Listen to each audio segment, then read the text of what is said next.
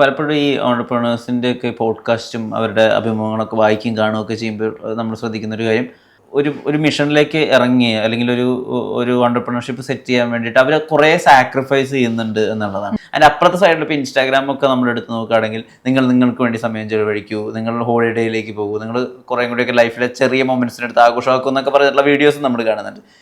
നമ്മൾ കുറേയൊക്കെ സാക്രിഫൈസ് ചെയ്യണം നമ്മളൊരു കാര്യം വിജയിപ്പിക്കണമെന്നുണ്ടെങ്കിൽ. ആ ഒരു ഓൾഡ് സ്കൂൾ രീതി ഉണ്ടല്ലോ, നമ്മളെ തന്നെ മറന്ന് നമ്മുടെ എല്ലുമുറിയെ പണിയെടുത്താലേ നടക്കുകയുള്ളൂ. ആ ഒരു തിയറിയിൽ തന്നെയാണോ അലീന വിശ്വസിക്കുന്നത്? അത് ആ ഒരു തിയറിയിൽ തന്നെയാണ്. അങ്ങനെ അത്രയും ഞങ്ങൾ വർക്ക് ചെയ്യുന്നതും ഉണ്ട്. എനിക്കൊരു മൊമെന്റ് ഉണ്ടായിരുന്നു, ഈ ബിസിനസ് തുടങ്ങി ഒരു മൊമെന്റ് ഉണ്ടായിരുന്നു. ഞാനൊരു ഡിപ്രഷനിലേക്ക് പോയൊരു മൊമെന്റ് ഉണ്ടായിരുന്നു. എനിക്ക് തോന്നുന്നു ഒരു പോസ്റ്റ് പാർട്ടം ഡിപ്രഷൻ എന്ന രീതിയിലാണെന്ന് തോന്നുന്നു. എനിക്ക് എൻ്റെ മകൾക്ക് ബെസ്റ്റ് കെയർ കൊടുക്കാൻ പറ്റും. ഞാനൊരു നല്ല അമ്മയല്ലേ, ഞാൻ എൻ്റെ ബിസിനസ് മാത്രമേ നോക്കുന്നുള്ളൂ, എനിക്ക് നല്ല അമ്മയല്ലേ എന്നുള്ളൊരു തോട്ട് വന്ന സമയമുണ്ട്. ഓൾ നൈറ്റ് ഞാൻ കരഞ്ഞുകൊണ്ടിരുന്ന സമയമുണ്ട്. I don't know, nobody else know. ഞാൻ ഫാമിലി പറഞ്ഞ അവരെ ടെൻഷൻ ആക്കിയിട്ട് കാര്യമില്ല. Me and Nithin only knows that pain. പല ടൈം എനിക്കൊരു നല്ല കെയർ മകൾക്ക് കൊടുക്കാൻ പറ്റുന്നില്ല എന്ന് വിചാരിച്ച് ഞാൻ ടെൻഷൻ അടിച്ച പല സമയങ്ങളും ഉണ്ട്. അപ്പം എനിക്കെൻ്റെ മകൾക്കൊരു ബെസ്റ്റ് അമ്മയാകാനും പറ്റുന്നില്ല, എനിക്കൊരു ബെസ്റ്റ് ഓൺടർപ്രണറും ആകാൻ പറ്റാത്തൊരു സ്റ്റേജ് ഉണ്ട്. I think every womens are go throughing this. Because ഈ ഒരു സ്റ്റേജ് എന്ന് പറഞ്ഞാൽ അത് ആർക്കും അത് ഗോ ത്രൂ ചെയ്തവർക്ക് മാത്രം മനസ്സിലാവുന്ന ഒരു സ്റ്റേജാണ്. അപ്പോൾ ആ ഒരു സ്റ്റേജിൽ കൂടി കടന്നു പോയിട്ടുണ്ട് ഞങ്ങൾ ഈ ബിസിനസ്സിനെ. ഞാനൊരു ഫുൾ ടൈം വർക്കിങ്ങുമാണ്, ഒരു ഫുൾ ടൈം മദറും കൂടിയാണ്. ഈ രണ്ടും ബാലൻസ് ചെയ്ത് ലൈഫ് മുന്നോട്ട് പോകും. എൻ്റെ ബിസിനസ്സിനെ ഒരു നല്ല രീതിയിൽ എത്തിക്കുന്നതിലും ഒരുപാട് ഗോ ത്രൂ ചെയ്തിട്ടുണ്ട്. I don't know how that will be relate with other things. എനിക്കത് ഒരിക്കലും മറ്റൊന്നുമായിട്ടും കണക്ട് ചെയ്ത് പറയാനും പറ്റത്തില്ല. ഹാർഡ് വർക്കിംഗ് ചോദിച്ചാൽ അതിന് മേളിലായിരിക്കും ഞാൻ ചെയ്തതെന്ന് എനിക്ക് തോന്നുന്നു. UK പോകുന്ന മലയാളികൾ അല്ലെങ്കിൽ UK മലയാളികളുടെ ഫ്ലോ, അത് ഈ അടുത്ത് പ്രത്യേകിച്ച് കോവിഡിന് ശേഷം എടുത്തു പറയേണ്ട ഒരു കാര്യമാണ്. മലയാളികൾക്ക് UK പോയിട്ട് വരുന്ന മാറ്റം അല്ലെങ്കിൽ അവർക്ക് അവിടെ ഉണ്ടാവുന്ന ബുദ്ധിമുട്ടുകൾ, അതിനെ പറ്റിയിട്ടുള്ള ഒരുപാട് വീഡിയോസ് വരുന്നു. അല്ലെങ്കിൽ പൊതുവിൽ ഇങ്ങനെ ഒരു വർത്താനം വരെ ഉണ്ട്, അതായത് വീട് പണയം വെച്ച് ലോൺ എടുത്ത് UK പോയി ജാക്കറ്റ് ഇട്ട് പട്ടിണി എടുക്കുകയാണ് ഒരുപാട് കുട്ടികൾ എന്ന് പറയുന്നൊരു പ്രചാരം തന്നെയുണ്ട്. ശരിക്കും എന്താ UK മലയാളി കുട്ടികളുടെ സത്യാവസ്ഥ അലീന കണ്ടെടുത്തോളം? ഞാൻ കണ്ടെടുത്തോളം നന്നായി ഹാർഡ് വർക്ക് ചെയ്ത് നല്ല ടാലന്റഡ് പിള്ളേർ നല്ല രീതിയിൽ ജീവിക്കുന്നുണ്ട്. അവർ നല്ല രീതിയിൽ അവരുടെ ബാക്ക് ഫാമിലിനെ ടേക്ക് കെയർ ചെയ്യുന്നുണ്ട്. എവിടെയെങ്കിലും കേട്ടിട്ടുണ്ടോ UK പോയ കുട്ടികളുടെ ഫാമിലി ഇവിടെ പട്ടിണിയിലാണ്? അത് മീറ്റ് ചെയ്യാനുള്ള ഇൻകം അവിടെയുണ്ട്. പക്ഷേ ഈ ആൾക്കാർ പറയുന്ന പണിയെടുക്കാൻ പറ്റാത്ത ആൾക്കാർ അങ്ങനെ പറയും. ഇവിടെ നാട്ടിൽ സുഖമായിട്ട് ജീവിച്ചു, അച്ഛനും അമ്മയും കാശുണ്ടാക്കും, അതിൽ നിന്ന് ഒരു പോക്കറ്റ് മണിയും കൊടുക്കും, വീട്ടിൽ ഫുഡ് ഉണ്ട്, റെന്റ് അടയ്ക്കേണ്ട, യൂട്ടിലിറ്റി ബിൽസ് ഒന്നും മീറ്റ് ചെയ്യേണ്ടാത്ത പിള്ളേർ, ഈ പണിയെടുക്കാത്ത പിള്ളേർ അവിടെ പോകുമ്പം അവർക്കത് വലിയ പണിയായി തോന്നും.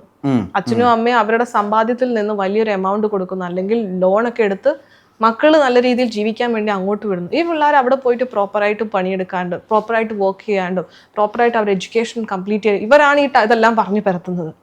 ഈവൻ ദോ അവിടെ ടാക്സും എക്സ്പെൻസും എല്ലാം കൂടുതലാണെങ്കിലും അതിനുള്ള വേജസ് അവിടെ കിട്ടുന്നുണ്ട്.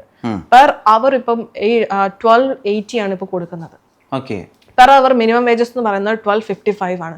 ഏകദേശം നാട്ടിലെ 1300 രൂപേന്റെ 1200 1300 രൂപേന്റെ അടുത്ത് വരും. പെർ അവർ അത് കിട്ടുന്നുണ്ട് പിള്ളേർക്ക്. അപ്പൊ ഒരു 40-45 മണിക്കൂർ ഒരു ആഴ്ചയെ പണിയെടുക്കുന്ന പിള്ളേർക്ക് അവരുടെ എക്സ്പെൻസ് മീറ്റ് ചെയ്യാൻ, അവരുടെ ഫാമിലിനെ സപ്പോർട്ട് ചെയ്ത് അവർക്കുള്ള ബാങ്ക് ലോണുകളും ക്ലിയർ ചെയ്ത് പോകാൻ പറ്റാത്തതായിട്ട് ആരുമില്ല.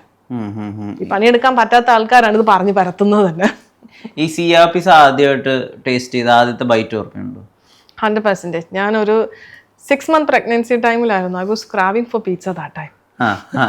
അപ്പോഴാണ് ഞങ്ങൾ ഇതിന്റെ ഫസ്റ്റ് പീസ്, ഞങ്ങളിത് ഇത് കാണാൻ പോകുന്നത്, എക്സിസ്റ്റിംഗ് ബിസിനസ് സെല്ലിന് വന്നത് അന്നാണ് ഞങ്ങളൊരു വ്യൂയിങ് ഒക്കെ എടുത്ത് കാണാൻ പോകുന്നത്. അന്ന് അവിടെ നിന്നാണ് ഞങ്ങൾ first time stone baked pizza taste ചെയ്യുന്നതും അവിടെ നിന്നാണ് ഞാൻ. പിന്നെ അവിടുന്ന് പിന്നെ എല്ലായിടത്തും പോയി ടേസ്റ്റിങ്ങിലായി. ഈ നമ്മളൊരു സംരംഭം ഈ നാട്ടിൽ തുടങ്ങുന്നതും UK തുടങ്ങുന്നതും തമ്മിൽ വലിയ വ്യത്യാസം ഉണ്ടല്ലോ. അപ്പം നമ്മുടെ നാട്ടിൽ പലപ്പോഴും കേരളത്തിൽ ഒരു ഇൻവെസ്റ്റ്മെന്റ് ഓടുകൂടി ഒരു ബിസിനസ് വെഞ്ചർ സ്റ്റാർട്ട് ചെയ്യാൻ വേണ്ടി ഒരുപാട് ഹേർഡിൽസ് ഉണ്ടെന്നാണ് പൊതുവിൽ ആളുകൾ പറയുന്നത്.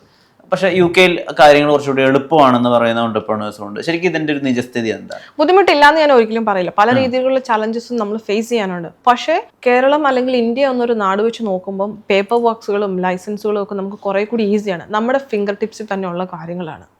ഇവിടെ ഇപ്പൊ പല ഓഫീസുകളും നമ്മൾ കയറി ഇറങ്ങേണ്ടി വരും, പല ലൈസൻസുകളും കിട്ടാൻ ഒരുപാട് വെയിറ്റിംഗ് പീരീഡും ഉണ്ടാകും.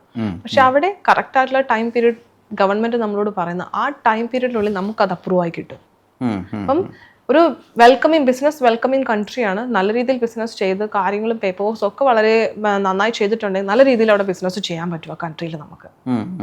മദ്യം വിളമ്പുന്ന ഒരു റെസ്റ്റോറൻറ്റ് തുടങ്ങുമ്പോൾ അവിടേക്ക് വരുന്ന ആളുകൾ എങ്ങനെ ബിഹേവ് ചെയ്യും? കാര്യങ്ങൾ കൈവിട്ടു പോകുന്ന ഒരു സിറ്റുവേഷൻ ഉണ്ടാവുമോ? അല്ലെങ്കിൽ എങ്ങനെയായിരിക്കും അവിടുത്തെ ആളുകളെ ടാക്കിൾ ചെയ്യുക, പ്രത്യേകിച്ച് അവിടെ വരുന്ന കസ്റ്റമേഴ്സിനെ? അതിനെങ്ങനെയായിരിക്കും ഓവർകം ചെയ്യുക? അങ്ങനെ ഒരു ഡിസ്കഷൻ ഉണ്ടായിട്ടുണ്ടോ? മദ്യം വിളമ്പുന്ന ഒരു റെസ്റ്റോറൻറ്റ് എന്ന് പറഞ്ഞാൽ UK മദ്യം എന്ന് പറയുന്നത് ഇറ്റ്സ് ഒരു സാധാരണ ഡ്രിങ്ക് പോലെ തന്നെയാണ്. ഓക്കെ. അതിനിപ്പം ഇന്ത്യയിൽ ഒരു ബാർ എന്ന് വെച്ചാൽ വി കൻ ഇമാജിൻ ഫുൾ അലമ്പായിരിക്കും അവിടെ. പക്ഷെ ആ ഒരു അലമ്പൊന്നും ആരും അവിടെ വന്ന് കാണിക്കില്ല. That people have A good life style. അവരൊരു 9 to 5 ജോബ് കഴിഞ്ഞ് അവരുടെ ആ സ്ട്രെസ്സൊക്കെ ഒരു സ്ട്രെസ് ഔട്ട് ചെയ്യാൻ വരുന്ന സ്ഥലമാണ് ഈ ബാർ ആൻഡ് റെസ്റ്റോറൻറ്റ്സ്, പബ് എന്നൊക്കെ പറയുന്നത്. So they behave very well. അപ്പം നല്ല രീതിയിൽ ആൾക്കാർ, ഞങ്ങൾക്ക് ഇതുവരെ അങ്ങനെ ഒരു ഇഷ്യൂസ് ഫേസ് ചെയ്യേണ്ട വന്നിട്ടില്ല, ടു ബി വെരി ഹോണസ്റ്റ്. അപ്പം നല്ല ആൾക്കാർ മദ്യം വിളമ്പുന്ന സ്ഥലമാണെങ്കിലും അവർ വളരെ നല്ല രീതിയിൽ വന്ന് ബിഹേവ് ചെയ്ത് അവരുടെ ഹാപ്പി ടൈം സ്പെൻഡ് ചെയ്ത് അവർ പോകുന്നു. അല്ലാണ്ട് നാട്ടിൽ പോലെ കുടിക്കാൻ മാത്രം വരുന്നു, കുടിച്ച് അതൊരു ഫാമിലിക്ക് ബേർഡൻ ആവുന്നു, ചുറ്റുമുള്ളവർക്ക് പ്രശ്നമാവുന്നു, അങ്ങനെ ഒരു കോൺസെപ്റ്റ് അവിടെ ഇല്ല. സിയയുടെ ഒരുപാട് ആർട്ടിക്കിൾസ് ന്യൂസ് പ്ലാറ്റ്ഫോംസിലൊക്കെ വരുന്നു, അലീന പേഴ്സണലി ഇന്റർവ്യൂസ് ഒക്കെ കൊടുക്കുന്നു. അപ്പോൾ ഇത് കാണുന്ന അവിടുത്തെ ഉള്ള മലയാളികളായിട്ടുള്ള UK സ്റ്റുഡൻസ് ഉണ്ടാവും, UK മലയാളികളുണ്ടാവും, അവർ ജോലി ചോദിച്ചിട്ട് മെസ്സേജ് അയക്കാറുണ്ട്. ഒരുപാട് പിള്ളേർ എനിക്ക് എല്ലാ ദിവസവും എൻ്റെ ഇമെയിലിൽ എനിക്ക് CV റിസീവ് ചെയ്യും. പക്ഷെ എനിക്ക് പ്ലേസ് ചെയ്യണമെന്ന് ആഗ്രഹമുണ്ട്. ഞങ്ങളാൽ പറ്റാവുന്ന മലയാളി സ്റ്റുഡൻസിനൊക്കെ ഞങ്ങൾ ജോലി കൊടുത്തിട്ടുണ്ട്. അപ്പൊ പല ആൾക്കാരും പറയും മലയാളികളെ അടുപ്പിക്കരുതെന്ന് പറയും. എങ്കിലും നമ്മുടെ ആൾക്കാരാണ്, we need to support them. നമ്മളല്ലാണ്ട് ആരാണ് അവരെ സപ്പോർട്ട് ചെയ്യുക? അപ്പൊ ഞങ്ങൾക്ക് പറ്റാവുന്ന രീതിയിലൊക്കെ ഞങ്ങൾ ഇപ്പം ഫ്രണ്ട് ഹൗസിൽ ഇല്ലെങ്കിലും, ബിക്കോസ് നമ്മളൊരു ഇറ്റാലിയൻ റെസ്റ്റോറന്റ് ആയതുകൊണ്ട് ലോക്കൽ പീപ്പിൾസിനെ ഞങ്ങൾക്ക് ഫ്രണ്ട് ഹൗസിൽ നിർത്താം. ഫ്രണ്ട് ഹൗസിൽ ഇല്ലെങ്കിലും ബാക്ക് ഹൗസ് KP സൈഡിലാണ്, കിച്ചൺ സൈഡിലാണ്, we still giving lots of opportunity for നമ്മുടെ കമ്മ്യൂണിറ്റി ആൾക്കാർക്ക് ഞങ്ങൾ ഒരുപാട് ജോബ് ഓപ്പർച്യൂണിറ്റി കൊടുക്കാൻ, അങ്ങനെ കൊടുക്കാൻ പറ്റി ഞങ്ങൾക്ക് ഒരുപാട് സന്തോഷമുണ്ട്. ഈ നിങ്ങൾ ഇപ്പൊ സ്വയമായിട്ടുള്ള ഓണ്ടർപ്രണർഷിപ്പിന് അപ്പുറത്തേക്ക് ബാക്കിയുള്ള ഇപ്പോൾ ഏതെങ്കിലും ഒരു ആള് ഒരു ഇൻവെസ്റ്റ്മെന്റുമായിട്ട് വരികയാണെങ്കിൽ അവർക്കും ഈ പറഞ്ഞ പോലെ ഒരു ബിസിനസ് സാധ്യത തുടങ്ങാൻ വേണ്ടിയിട്ട് ഹെൽപ്പ് ഔട്ട് ചെയ്യുന്നു എന്നൊക്കെ വായിച്ചിരുന്നു. എന്താണ് അതിന്റെ സാധ്യത? ഞങ്ങൾ ചെയ്യുന്ന ഇപ്പം ഇന്ത്യയിൽ നിന്നോ കേരളത്തിൽ നിന്നോ ഉള്ള ആൾക്കാർക്ക് അവർക്കൊരു ബിസിനസ് ആയിട്ട് തന്നെ UK മൂവ് ചെയ്യണം. അല്ലെങ്കിൽ ഇപ്പൊ സ്റ്റുഡന്റ് ആയിട്ടും കെയർ വിസയൊക്കെയാണ് മുമ്പ് ഉണ്ടായിരുന്നത്, അതും ഇപ്പൊ കുറഞ്ഞു. ഇപ്പൊ സ്റ്റുഡന്റ് വിസയിൽ പോയിട്ട് കാര്യമൊന്നുമില്ല, ഫാമിലി ആയിട്ടൊന്നും മൂവ് ചെയ്യാൻ പറ്റത്തില്ല. അപ്പം ഒരു നല്ല കാറ്റഗറി ആൾക്കാർ, പ്രീമിയം കാറ്റഗറി ആൾക്കാർക്ക് ബിസിനസ് ആയിട്ട് തന്നെ UK പോകാൻ സാധിക്കും.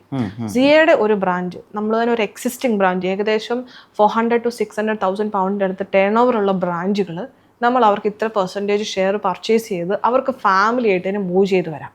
അപ്പം അങ്ങനെ ഒരു ഓപ്പർച്യൂണിറ്റി നമ്മൾ കൊടുക്കുന്നുണ്ട്. അതിൽ തന്നെ ഏറ്റവും നോട്ടീസ് ചെയ്യേണ്ട ഒരു കാര്യമെന്ന് പറയുന്നത് അവർ സ്ക്രാച്ച് നല്ല തുടങ്ങുന്നത്.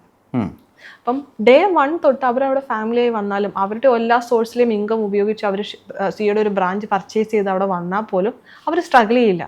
Day 1 തൊട്ട് അവർക്കൊരു ഇൻകം, അവരുടെ ബിസിനസ് മൊത്തം റൺ ചെയ്ത് പോകാനുള്ള രീതിയിലും ടേൺ ഓവർ ചെയ്യിപ്പിച്ചിട്ടാണ്, അങ്ങനെ ഒരു ടേൺ ഓവർ മീറ്റ് ചെയ്യുന്ന പ്രൊജക്റ്റുകളാണ് ഞങ്ങൾ ഇവരുടെ കയ്യിലേക്ക് കൊടുക്കുന്നത്. ഞങ്ങൾ ഒരു 2-3 മാസം ഇവരുടെ കൂടെ നിന്ന്, because it's new country for them, 2-3 മാസം ഇവരുടെ കൂടെ നിന്ന് കാര്യങ്ങളും പറഞ്ഞു കൊടുത്തിട്ടാണ് ഇത് ഞങ്ങൾ പ്രൊജക്റ്റ് അവരുടെ കയ്യിൽ ഹാൻഡ് ഓവർ ചെയ്യുന്നത്. അപ്പൊ അങ്ങനെ ഒരു സർവീസും കൂടി ഞങ്ങൾ പ്രൊവൈഡ് ചെയ്യുന്നുണ്ട്.